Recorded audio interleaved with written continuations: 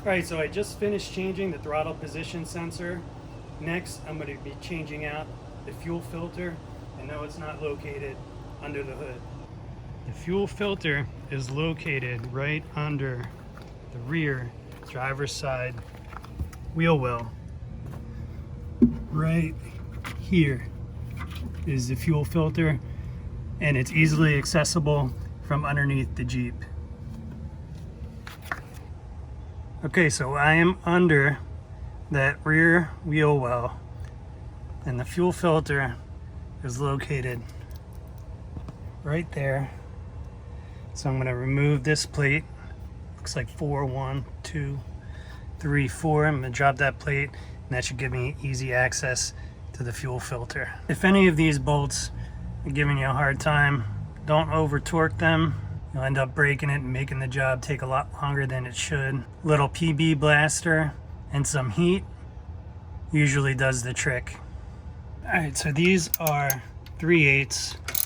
I started out using a 10 millimeter, and it was working, but it was a little loose. I don't want to strip them out. 3/8 is the proper size.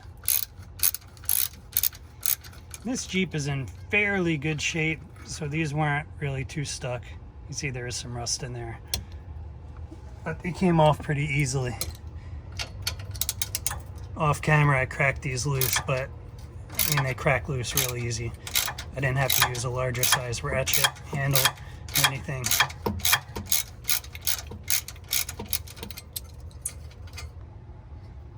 Alright, so this is loose. Just have the one bolt left in the back.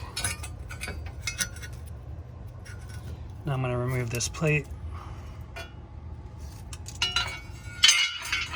Here's the fuel filter. Okay, so I loosen this clamp and this clamp. And I'm going to remove these hoses.